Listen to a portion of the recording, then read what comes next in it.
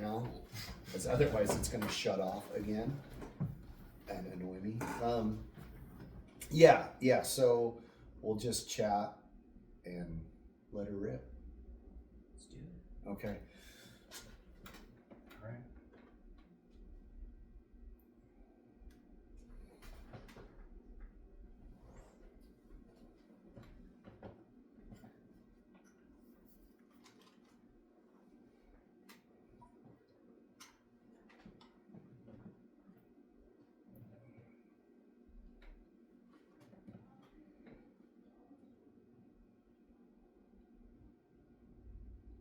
It's a real good thing I wrote down everything because I just forgot what number we were on. Oh, frightened of change, but what could exist without it? Friends, this is the Formless Podcast number 88. I'm Dustin with Tyler, the superhuman. And today our special guest is Cory De Silva. I forgot your last name. I apologize. Cory is a writer, a part-time actor, and a father and husband, and I'm sure you wear many other hats as well. Yeah. What else do you do? Sir? What else do I do? Oh boy, I feel like I'm just a dad. Yeah. That's the big one. Yeah, that's the big one. So. Well, the really cool thing is that before I moved back to Reading, when I had just graduated film school down in San Jose State, and I was still living in San Jose and kind of traveling and working on different film projects, some reality shows and whatnot. I came back to Reading on a vacation, and I don't know if Cory, if you know where I'm going with this. Yeah. But I came back, and long story short, I met Cory, and Cory was kind of one of the people that reintroduced me to the filmmaking community here in Northern California. So I met him, just kind of a fluke. I was with my mom, and she was getting a chiropractor. She had a chiropractor's appointment, and I was like, "Oh, I'm gonna wait in the car." And she texted me from inside the chiropractor's office, and she said, "Hey, there's some people doing some filmmaking right over here on the side of the building." And I was like, "What?" Like, I just graduated film school. I'm traveling and doing filmmaking. I didn't know there's filmmakers here in Reading. And so I got out and I walked over, and Cory was one of the first people I talked to, and he was an actor in the short film. And then I met a bunch of the people there and found out that there was this filmmaking community here in Reading. And so then I ended up moving back. Wow. Because I found out that there was this big... You didn't know him before that moment? Nope. Oh, okay. No, I didn't. I just randomly met him. Right on. And... But I do remember you from Shasta College. You and this one other guy, right? Yeah. We're hanging out at Shasta College. So I remember seeing him. But you didn't introduce I didn't yourself. know You him. didn't know him. But when he introduces himself, I was like, oh, I like recognize you, but yeah. But So we didn't know each other, yeah. We officially met then. Right on. That was fun. Yeah, so anyway, then Cory and I got linked up together and done a lot of movie projects together. Really? Yeah, we have, yeah. Wow. Cory, tell us about your screenwriting and book editing and all that. Wow, someone besides my mom who wants to know about this? This is amazing. Oh my goodness, where do we begin? So, how did you get started? Yeah. Were you always writing when you were growing up? Yeah, I would say I wrote from a young age. I was definitely interested in it, but I didn't really get really interested for real until college. Okay. I went to university and I took creative writing at Cal State Long Beach. Yeah. 49ers or Gold Miners, whatever their mascot is. I don't remember.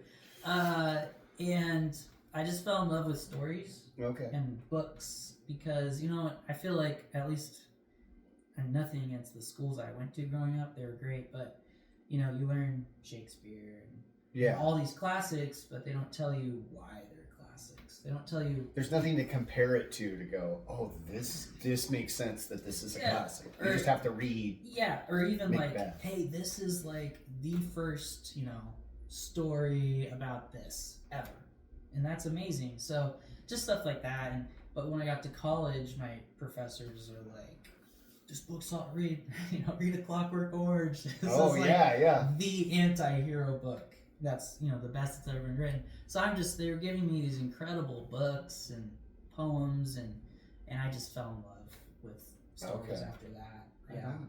It was really fun. And, And have you written books? Or do you just write movie scripts? So I wrote a novella, which will never be published because it's just, one of those things you write. Yeah, never see the light of day. But then I did poetry very heavily, and I actually started a poetry press down there that went pretty big, actually. I stopped poetry because my life goal as a poet was to be published in something my favorite writer had been published in. And I technically met that goal pretty quick, so I felt like I had already reached Mount Everest. What you wanted to do. Mount Everest of poetry for me. So I kind of decided to move on to something else. I did music for a little bit, and then that kind of didn't happen. And then I just kind of turned to screenwriting because I just love the format. It's very economical. You don't have to describe. Yeah. Part of the job is kind of done for you with the film. I like writing that's very sparse and fast. So, I used to read a lot. Wait, I'm gonna jump off the diving board here. Who's your favorite writer and what publisher company? Oh yeah, so he's a filthy man, but I just love Charles Bukowski. Oh, Bukowski's awesome. He's I've read a couple of his quotes on our podcast. Yeah. Before. Oh my gosh, he was not a good human being in the sense he was. Well, I think he was a good human being. He was just very rough, Well, yeah, and there's not a whole lot of money in poetry. Yeah, but to be honest though, he was rich because of poetry, so he did really later on. Well, after in his 50s, he was making bank. Really? Yeah, and his poems I think are still some of the most expensive to license for a book or anthology. Oh wow. Yeah. So he actually did experience a lot of, rich in the sense of he could, buy a really nice house. He wasn't starving. He wasn't doing the whole starving artist thing. He did in his 20s. They call it the lost years of his life. He just, wandered the country, homeless basically. They don't even know what he was doing. Yeah. Basically drinking his way across the U.S. And then he ended up in L.A. and was a postman or worked for the Postal Service. Worked for the Postal Service. Yeah. Yeah. Pretty wild. Yeah, interesting guy. But yeah, so he's my favorite writer. I just remember, man, when writing, you feel it stab you. Yeah. So he wrote this poem, and this line at the end of his poem was, "It's so easy to be a poet and so hard to be a man." And for some reason, that just I think because I was in college and I was feeling the weight of life on me, trying to figure things out. Yeah, I just felt that, and so I just got everything he wrote. I devoured it, and the thing I got published in was called Pearl Magazine, which he wasn't published in, but he was a close friend of the woman that kind of editorialized it. Oh, okay. And I wrote a poem called Sex, which is fun. And it got published. Wow. And after that, I was like, man, for me, that was winning the lottery. Yeah. So it's kind of I don't really need to do anything else with that. Okay. That's crazy. That was hitting the jackpot right then. Yeah. It was what else is there to climb after that? Yeah. That was the highest as far as poetry dreams, that was my highest I could imagine. So when I reached it, I was kind of I guess I'm done. Yeah. So that's cool. Right on. Very cool. And so also you do a little bit of acting. That obviously that's how you two met, acting in a short film. And then you had a bit part, well not really a bit part, it was a bigger part than that, in Tyler and Luke's movie, correct? Yes. Yes. Yeah, he had a co-starring. Oh, okay. Yeah. Because you do okay. I don't want to give it away. I'm trying not to give away parts of the movie. Yeah. Yeah, Miracle Mile. Right? Yeah. Miracle Mile. I'm trying to think. Wait, we're talking about Brothers in Arms. Or I've done a couple movies with him, and yeah, this Miracle Mile was fun. I got to play. It's like the Boba Fett of the movie. Yeah. It's like this just fun character everyone likes, and the character is very dumb, and so it's fun to play like a dumb person. Right Just on. kind of like make a switch, and it's just fun. You just turn off all of the worries of the world. The biggest complaint, or it's not really a complaint, but that people have said is they said, man, you guys needed to have that hitchhiker in that movie more. That's so fun. Yeah. Well, that's the biggest complaint about Star Wars, I think, is they need more Boba Fett. Yep. And then they made a whole show on him. Yeah, which, I mean, wasn't that great, so we shouldn't do a spin-off of Hunter. Hunter the Hitchhiker. Yeah, if have the Boba Fett cruise. Oh. Anyway. No, but, and then you've starred in a horror film. Yeah, The Hunting. The Hunting. The Hunting. Yeah. And then you starred in The Hunting, and then you also starred in Brothers in Arms, and that one's on Amazon Prime. Yeah. Yeah. Oh. Yeah. Okay. Cool. Yeah, it's big in Russia. Really? Putin loves me. I don't know why. I guess Russia likes the movie. That's hilarious. Hey, who cares? As long as people get to watch it, right? Yeah, and then Cory, he also got to. This is a very defining moment that sticks out of thinking about Cory, is that so Luke and I, the first film that Luke Van Mall and I collaborated on, with him as director and me as producer, was a short film called Trial 47. I believe it's on YouTube.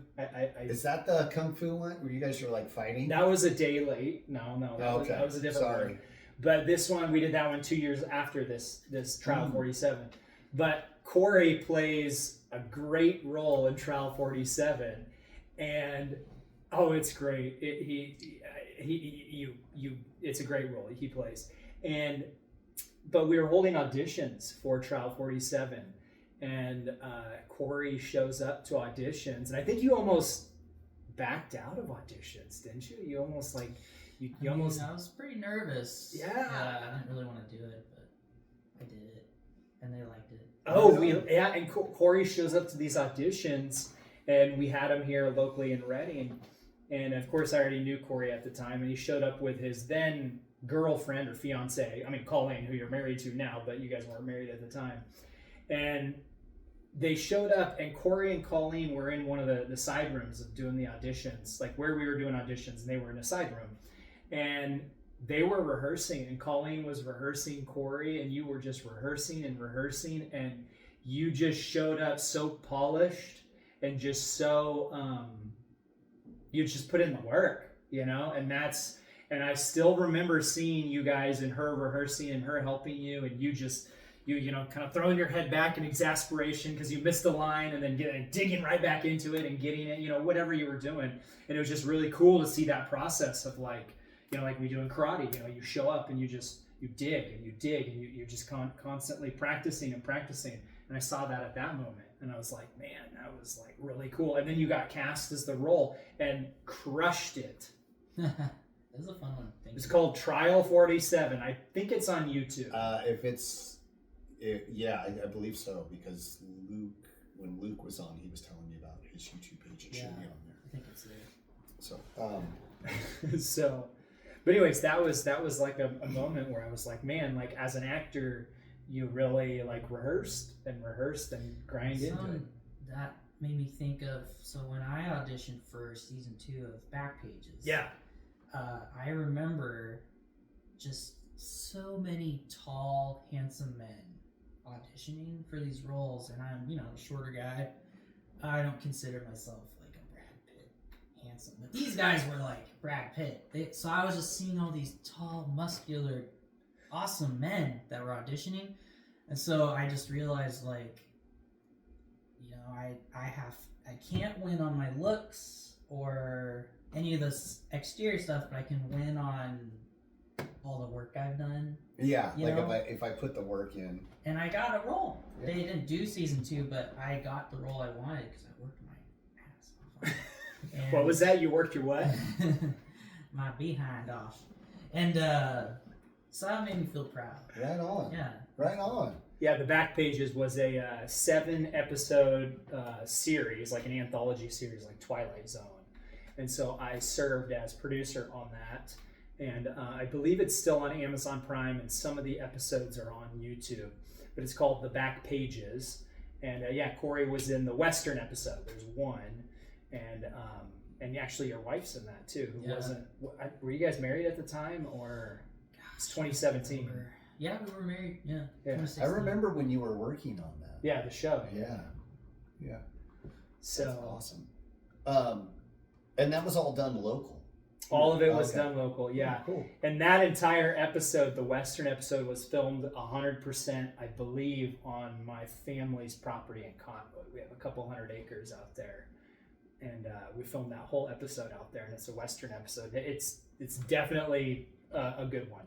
Right on. Right on. Everyone loves a Western, right? Absolutely. Or almost everyone. Yeah. If you don't, that's un-American.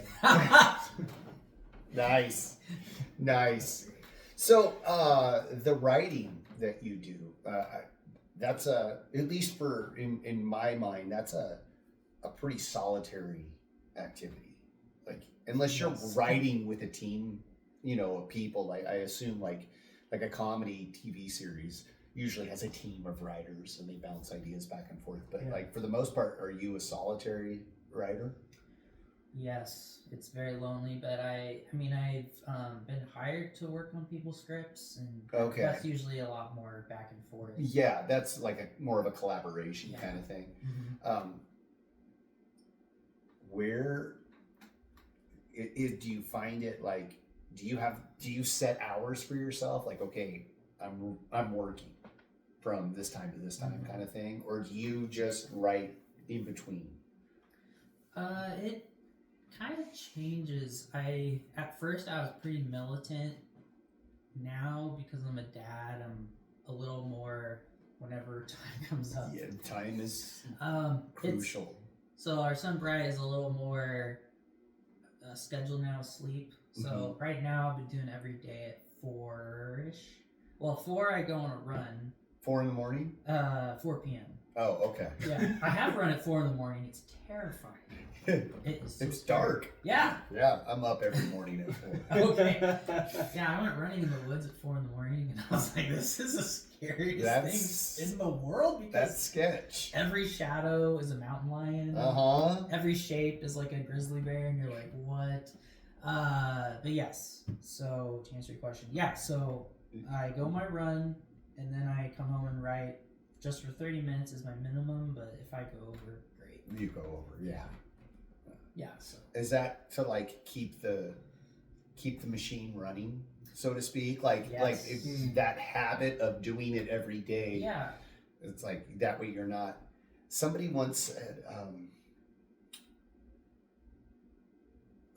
they were talking about their muse, their creative, whatever you want to call it, and like if I wait for that inspiration, that's the word I was looking for. If I wait for that inspiration to strike, it never strikes when I need it to, and it's so terrifyingly random that I have to like kind of tempt it to come in. Yeah. And it was pretty interesting because they were like, it still doesn't come every day, and it doesn't always come at 4 p.m. for you, but that act of doing it over and over again makes it more frequent. Yeah, I agree. I kind of like don't value talent or inspiration at all, if I'm being honest. Yeah. Or even like having fun at writing, if I'm being honest. There are moments when I have fun, but to me it's a job. It's not done for the fun. Well, yeah, most times I'm not having fun. And I think that's one thing I'm learning is just because I don't want to do something, that doesn't mean that's bad, Yeah. So I'm learning the value of just doing it, and but I guess I do find pleasure in it in the sense that, oh cool, I get to escape to this world and be there for a little bit, and then I come back. But I mean, some days I'm miserable. Some days it's work. Yeah, and there's a famous writer, I forget his name. He would literally have his wife handcuff him to his writing desk to make him write. And I kind of feel that discipline is important. Like, I will take days off if I need it, but man, I gotta be pretty burnt out to take days off. Like, I gotta be pretty, So when you get like to the point where you've hit what you would call a roadblock, or what they sometimes call writer's block, right? Whether or not one believes there is such thing, there's that whole debate. But when you hit that point when you're like, man, nothing else creative is coming out, do you push it a little bit further, or is that like your sign to say, okay, laptop closes for today, or laptop closes for an hour and I go do something else? Or so I think I'm one of those people that doesn't believe in writer's block, because I will get the script done even if there's an army at my door. I will get it done. But if I'm like pissed off and don't know what to do, I'll take a break. And I've talked to a blacklist, a really high blacklist.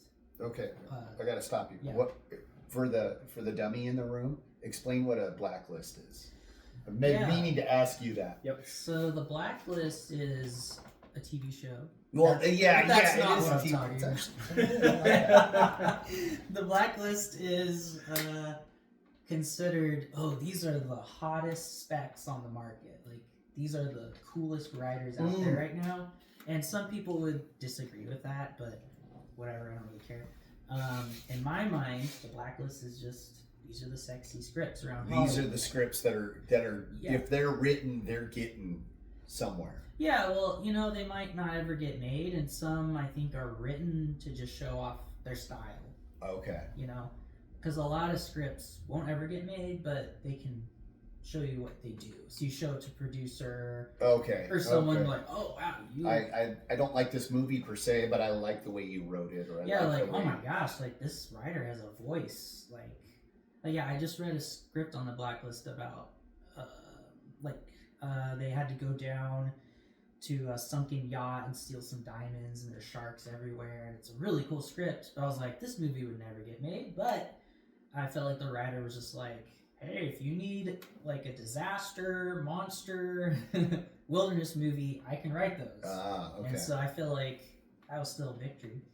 Yeah, and so absolutely. So I talked to a writer, David L. Williams. He's a really good writer. He was, I think, number 6 on the blacklist a few weeks ago. Years ago, sorry, not weeks. And I asked him, like, hey, and he's like a really good writer, like, holy crap.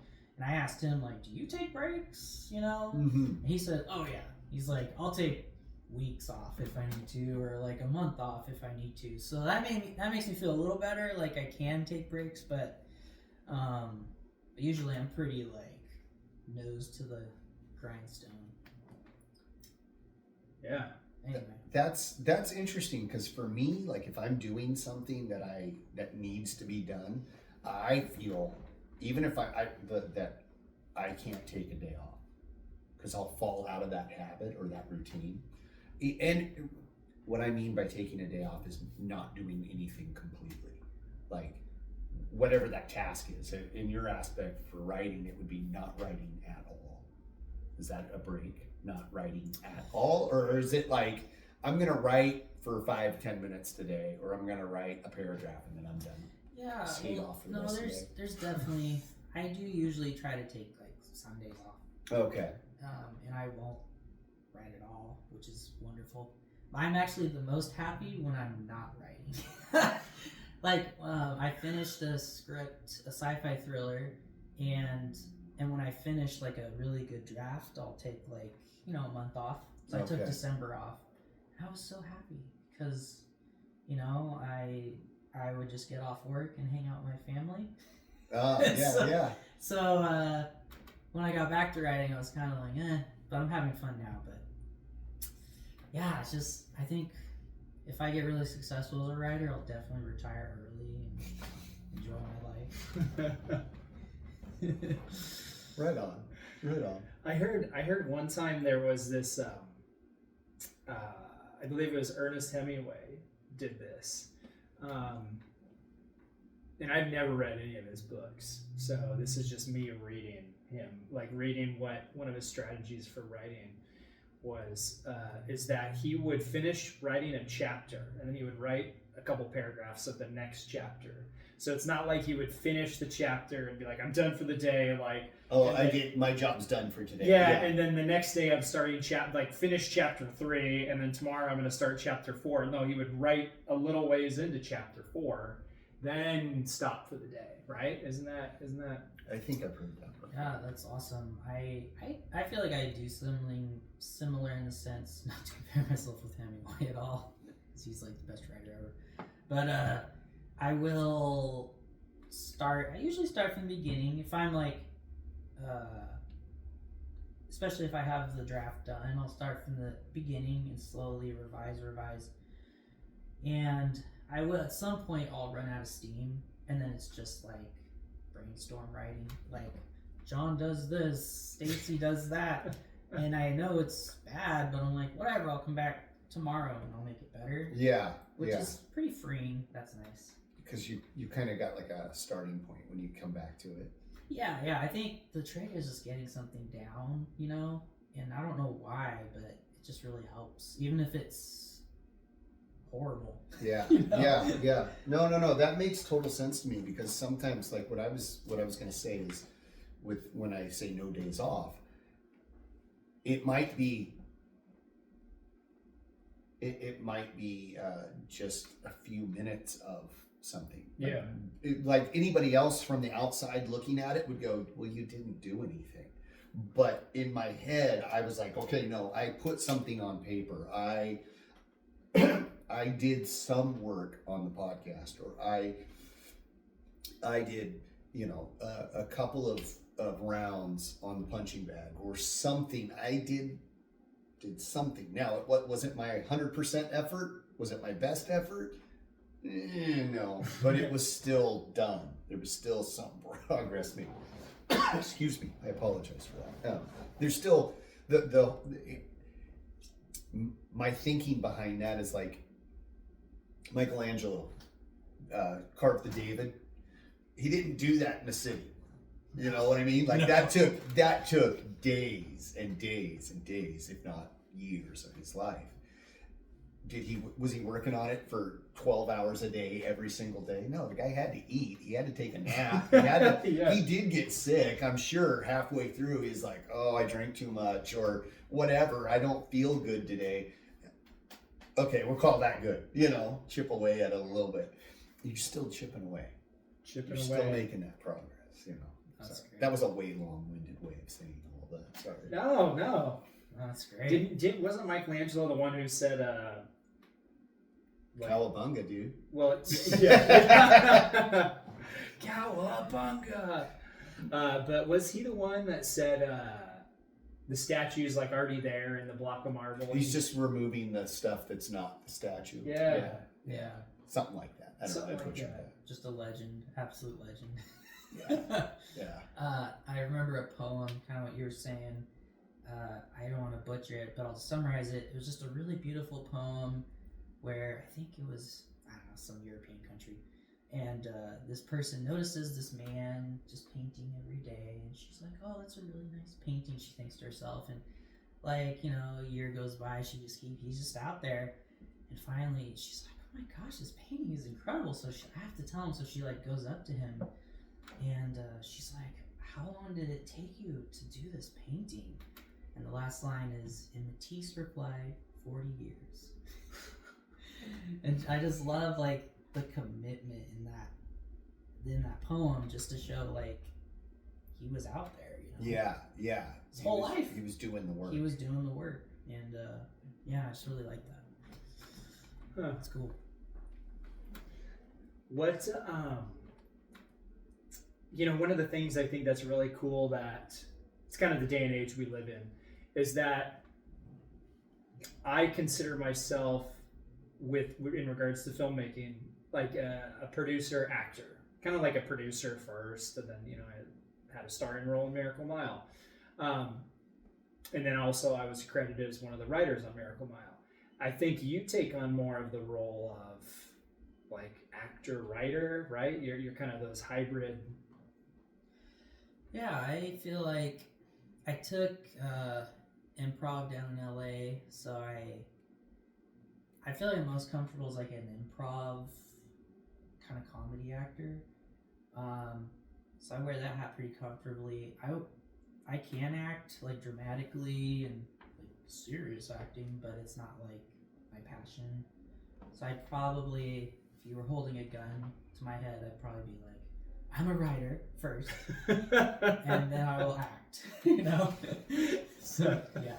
So, as a writer, are you writing your own scripts as well as like script, whatever you know, like rewriting other scripts?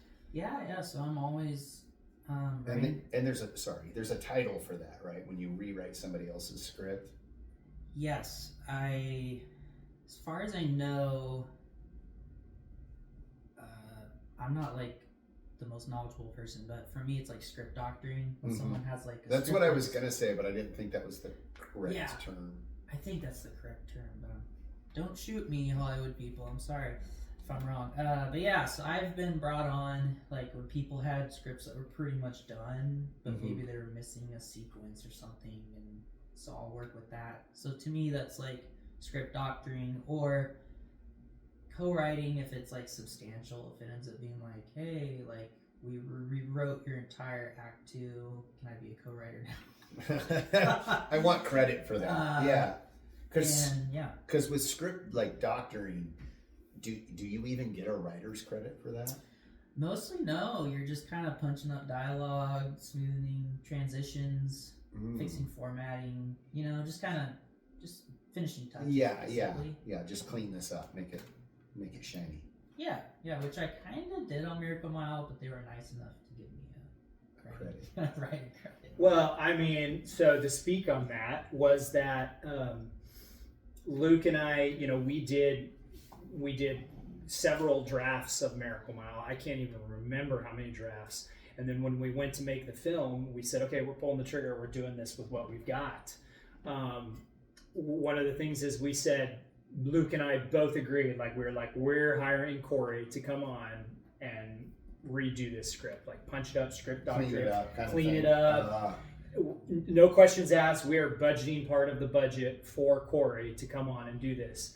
And Cory came on and transformed that script into something that just elevated to a whole other level. And Luke and I both agree there's one scene that Cory added in that we didn't even, it was a scene that needed to be in the film that we didn't even know needed to be there. And he saw a hole and he's like, this needs to be right here. And it was right at the perfect time. And you know what scene I'm talking about. It's the pullover scene in Miracle Mile. And the pullover when my character pulls over the van and Luke's character gets out. And he put that there, and we were like, oh my gosh, that just smoothed out that whole section of the film. And it just added a whole other dimension. And I think some of my best acting came about, in my personal opinion, my best acting came about in that scene. And it was a scene we didn't even know we needed. Huh, that's cool. And so, so that was, and then that was one of the things we did because we did the film on such a low budget, but we pulled the trigger, is that we wanted everyone to get proper credits as like, oh, now Cory is a produced writer. Yeah, thank you. I mean, he's got a screen credit that says written by, it says written by Tyler Poca, Luke Van Mol, Cory De Silva, and Denise Churchill. So 4 of us, but you're a produced screenwriter now.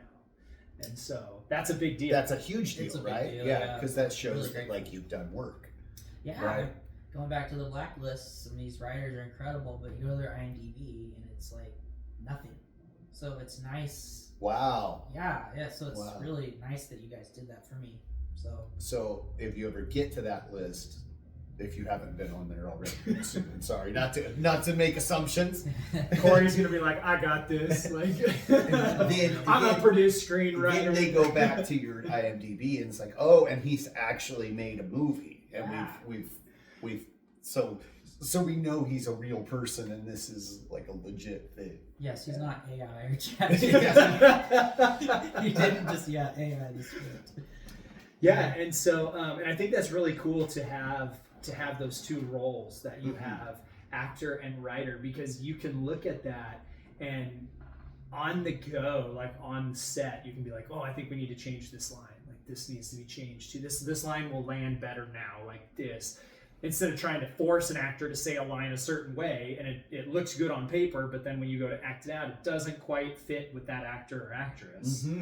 Then it's like, oh, let's change it a little bit. And you're really good at that. And so being a writer and an actor, that's a great skill to have. You know, to be able to go, oh, put on your writer hat for 2 minutes, then put your actor hat back on. That's cool. Yeah, I think the only exception to that rule is Tarantino. Yeah. Tarantino, like, you will say the line that I wrote. You know. Yeah. Other than that, it's like. Yeah, you should be able to. I thought you were commenting on his acting ability. Oh, yeah, he's not a great actor. No, but he's written some of the best. Some of my favorite movies are Tarantino movies. Yeah, so. Absolutely. What do you do for continuing education? Or like in martial arts, right? We're constantly like we just got done with our Saturday class. It was like the best class I've had in a while.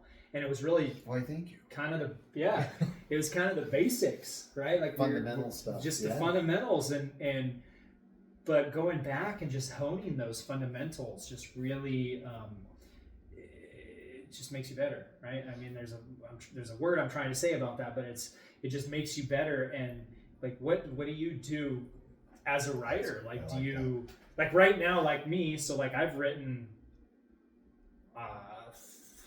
4 scripts, I think, completed 4 feature film scripts. Since your movie? No. So I was like, since film school, yeah, I've read just a pile of Red Bull cans in your room. Slow down. Yeah. So, but since film school, okay, that makes more sense. Yeah, I've written 4. Another one which Cory took and did the same thing, doctored it up, added scenes that needed to be in there that I didn't even know needed to be in there, in one script. And so I've written 4 scripts, but I'm going through another book. I'm rereading another book, and I'm with this book. It's called The Writer's Journey. I'm reading The Writer's Journey. You probably know that one. And like, I consciously said, I'm going to empty my cup of everything I know about screenwriting, like structure of like story and, the hero and the hero's normal world. And then the hero's normal world gets flipped upside down and he's got to go on the journey, all that stuff. I emptied my mind of that and said, okay, I don't know anything. And I'm going to start this book without that knowledge, like as if I've never picked up a screenwriting book before. And I can really see how that's like really opened up new pathways in my brain, and like it's really helped like me re-understand these concepts. I think that's a really good point. Not to take his question from him, but I love that point, because like you're experiencing new things, but there's some old stuff in there that you already knew, I'm sure, in that book, right? Yeah. But you're like going away with the preconceived notion, so you can hopefully grab some new information that you didn't catch the first time. Yeah, because you would zone out, like at least me. Like I'd be like, oh, okay, like this is standard protocol. Yeah, I already know this. I've read this in 10 other books. I was like, nope, that attitude goes out the window. I'm going to read this as if I've never done this before. I've never. As if it's day one. As if it's day one, and I am learning this from scratch. And I think that I've used the term "emptying your cup." We use that in martial arts. Absolutely. So what's something you're constantly doing, or do you have anything like that? Yeah, I right now I'm just reading all the blacklist and stunt list. There's the gray list. There's the red list. There's all these great resources with just incredible writers out there, and I'm just reading every night usually, before bed, I'll just pick a script I want to read, and I'll just. Now, are these public, or is this like you have to belong to a club? That's a good question. They are like, I would say they're like kind of public. Like the blacklist isn't really public, but you can easily get it just Googling. Oh, I don't know if okay. I'm supposed to say that, but you can just Google like blacklist scripts 2020 or whatever year, and then usually someone on Reddit has uploaded it. Oh, okay. So you can download them all. Some of the other sites are a little trickier because most people don't let you just read their script. Well, yeah, I would think that you'd want to protect some of that stuff so people Yeah. aren't ripping you off. Some people do. Some just leave it up there, I think, for exposure.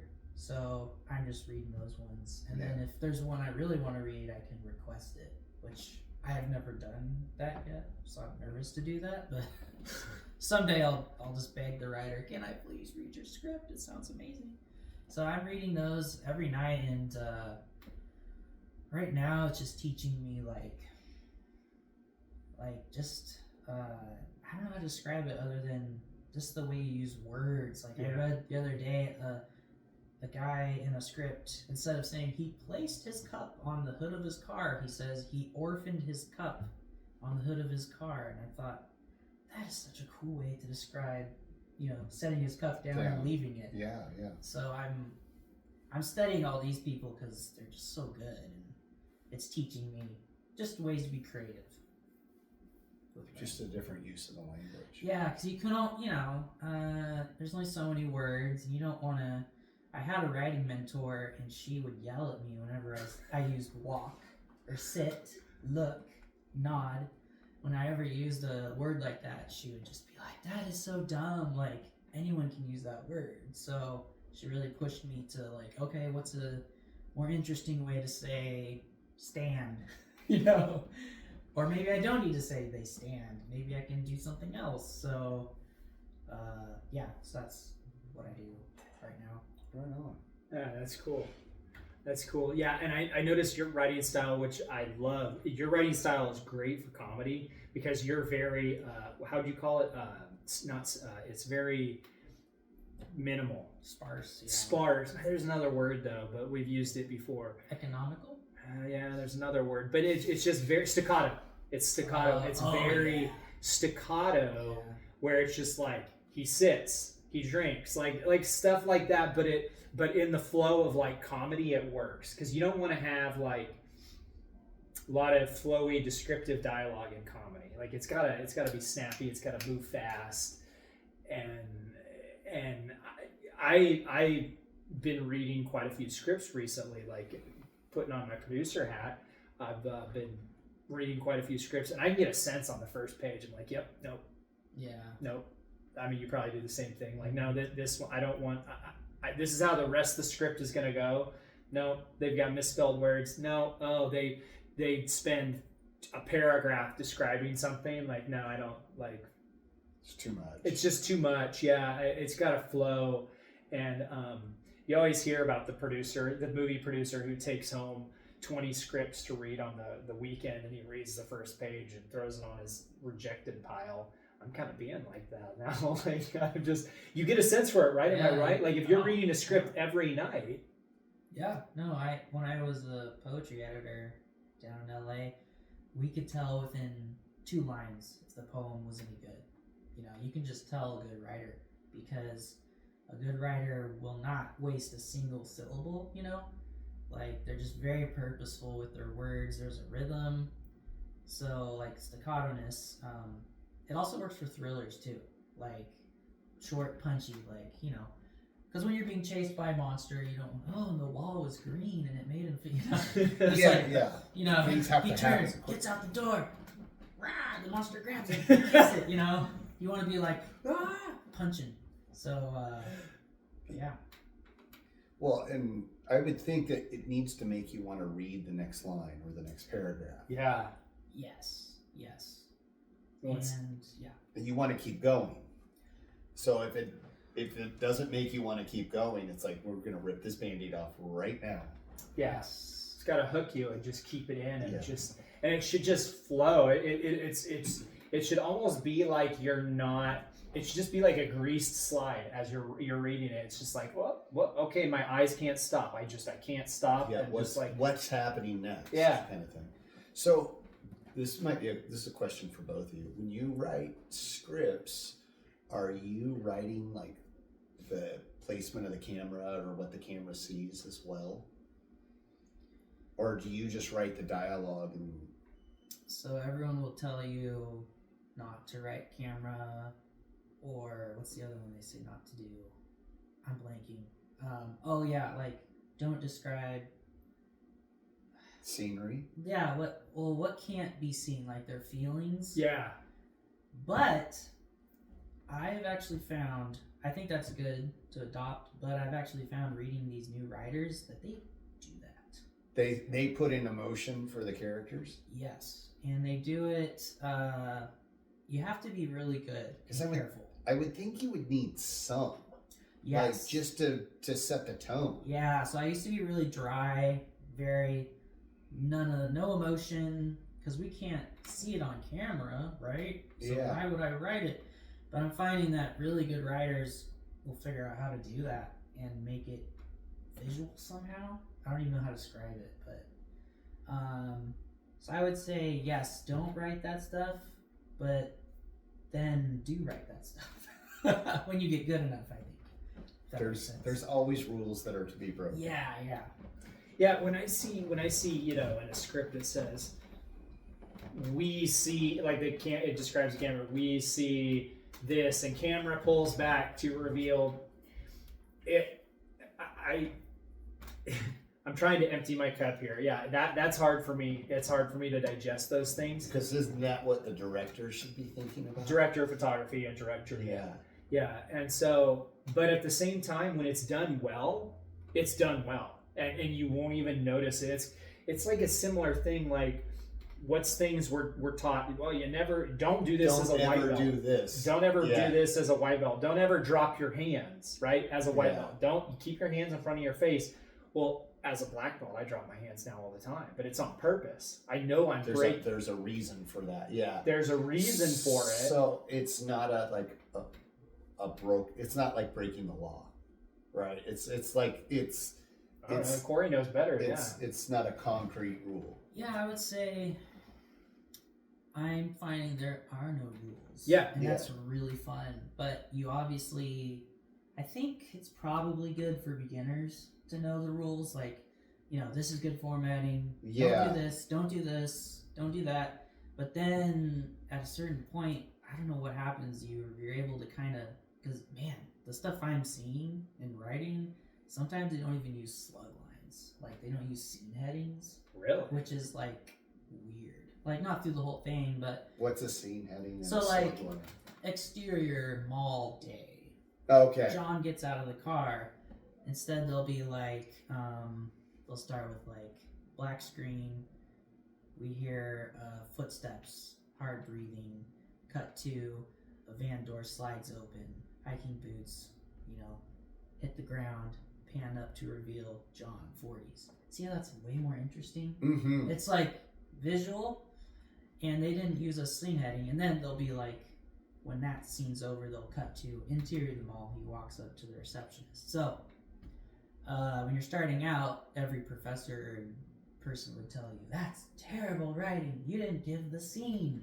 You didn't do any of that. But who freaking cares? It's awesome writing. Like, it's visual. Like, I want to find out more. Yeah, exactly. Like the one writer, he says you want to start, I think he says you start small and then you pan out. Because he says, what's more interesting? You walk in, John walks in the door, sees Gary laying on the bed, unresponsive. Okay, that's pretty boring.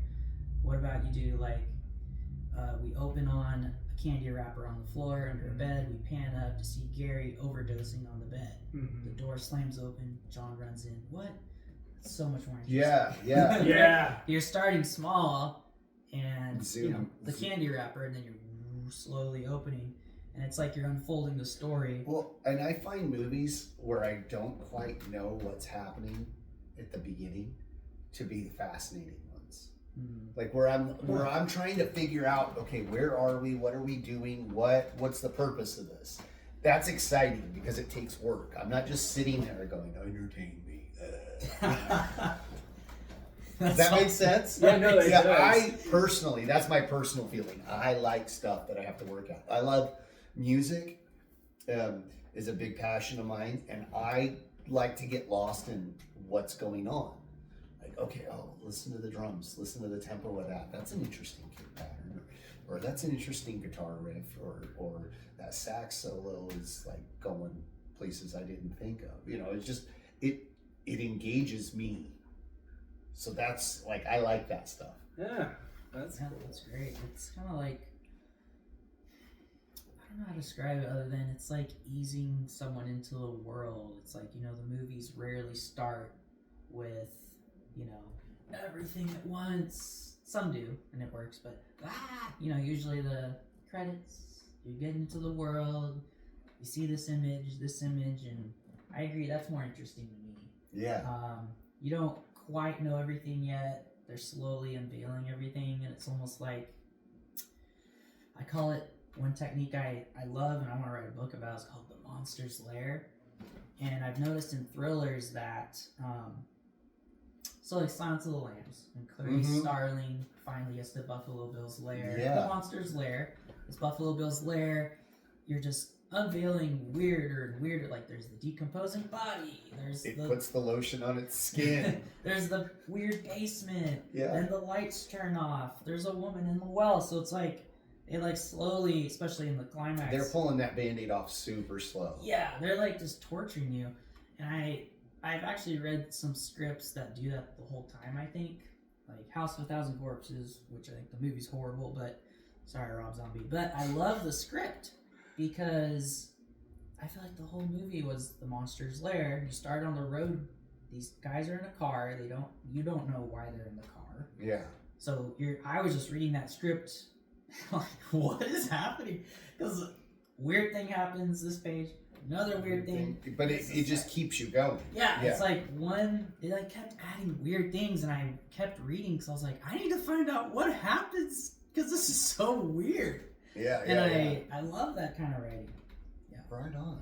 And that kind of writing, when it does stuff like that, interior office. A candy wrapper lays crinkled in the corner.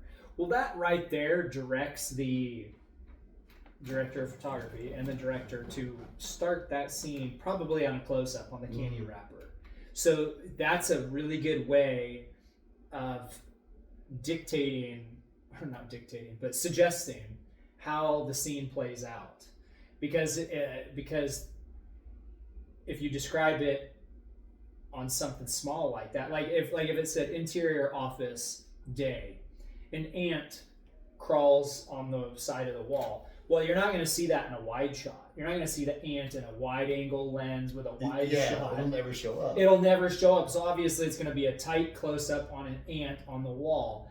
And so that's a way of directing the camera without saying camera POV, point of view type thing. And so that's, when I see that in scripts, I'm like, this guy knows what he is doing, and so a lot of that stuff, it gets creative, and like as we progress from white belt to black belt and then beyond, we're now breaking rules we were taught. Well, yeah, like don't do this. When you first start anything, you color inside the lines. Yeah. Right, and you're like, okay, I've made this little box all colored inside the line. Everything's pretty, and then you slowly take all that away and color outside the lines. I mean, look at No Country for Old Men, which is like, isn't that a Cormac McCarthy? Yeah, McCarthy. Like, but it's a great example of like. Movie too. Wait, spoilers. I apologize, but I'll just say a certain character. Okay, I won't spoil I'll spoil it. But it's just like, oh wow, a very important character is dead now. Yeah. At a very strange point in a story like this, It really messes with you.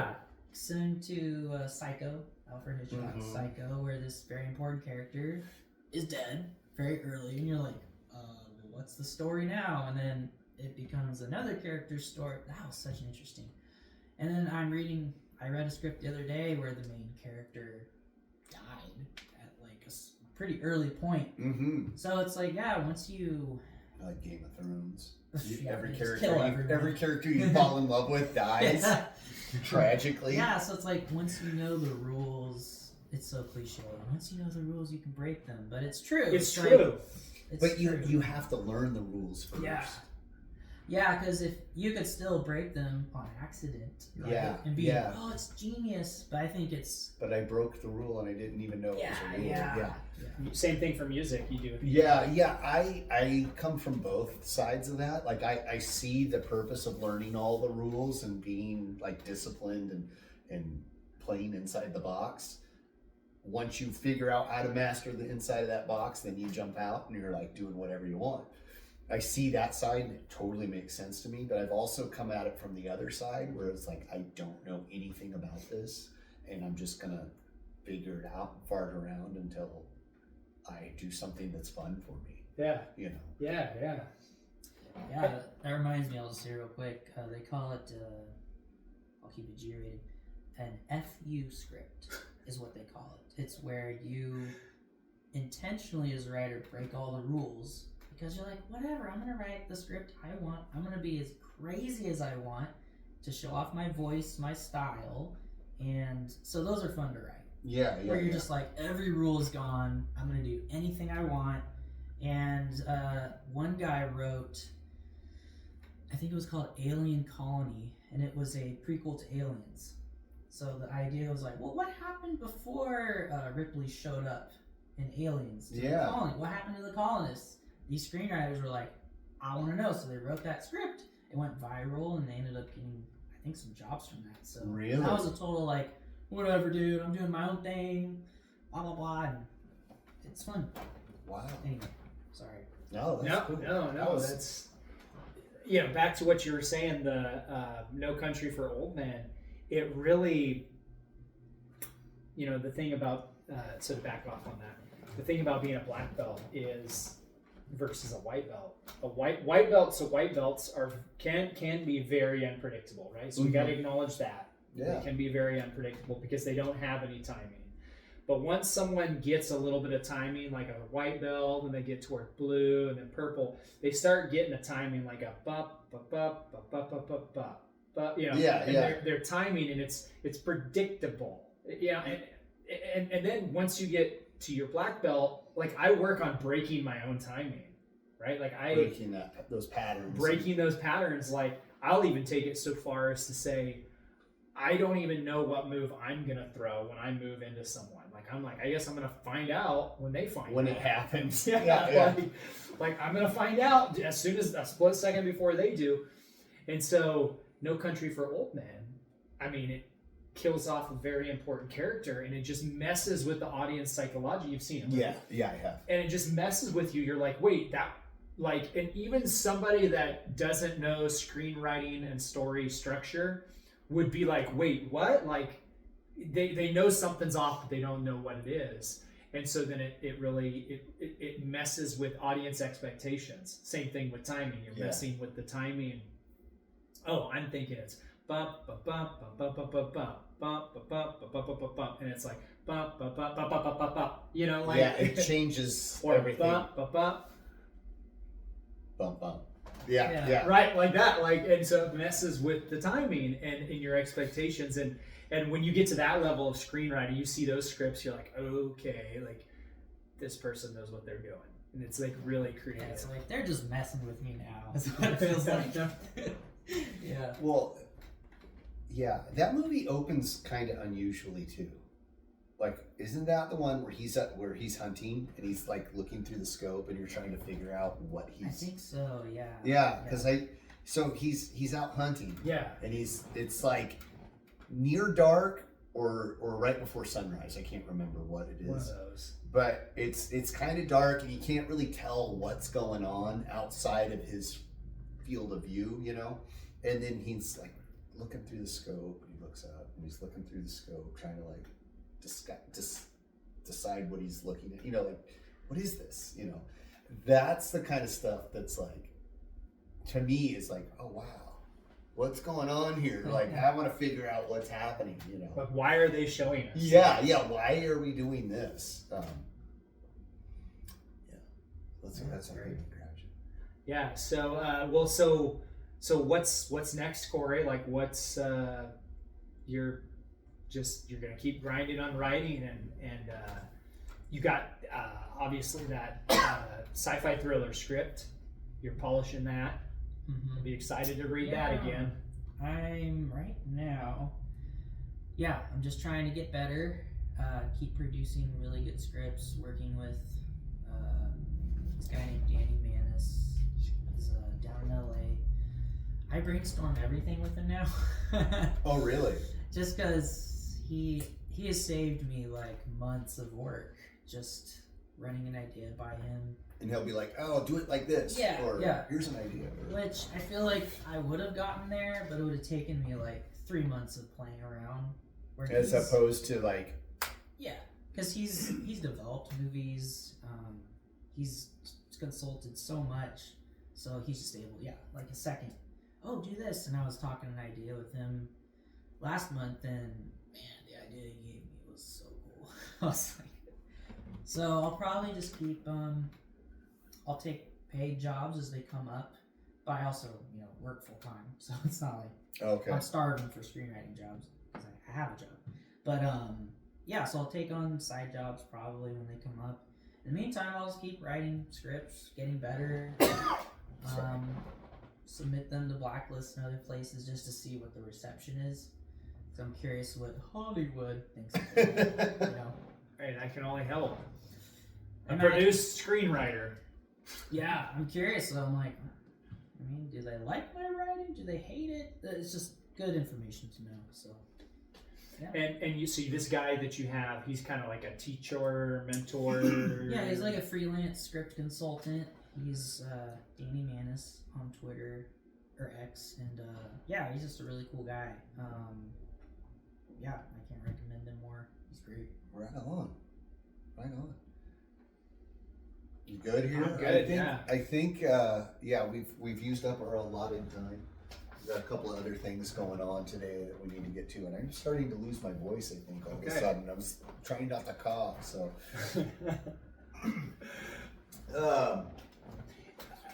Quick, Cory, if anybody wants to get in touch with you for hiring you as a screenwriter or any of that, how do they get in touch with you?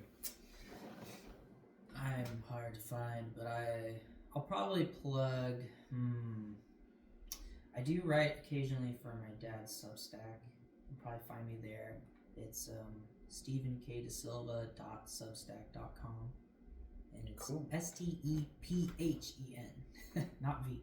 So StephenKDesilva.substack.com, and you can find some writings on debt and the economy and stuff. And you can reach out to me there. I'm on X and other stuff, but I'm kind of a lurker more than a writer on there, but they can contact you on that. Yeah, you can find me on X. My handle is Real Plague Mask. I named it after a serial killer character I wrote. That's why it's so weird. So Real Plague Mask on X. Right on. Awesome. Friends, we can be found on the formlesspod.com. We also have Instagram, Formless Pod, and we have a Facebook group called the Formless Pod. If you want merch, our website has all that stuff. If you just need to reach out and tell us we're crazy or say thank you or whatever, you can email us there at theformlesspod@gmail.com. I think that's it. I think that's it. All right, friends, if you like this, come back next week. We'll do it again.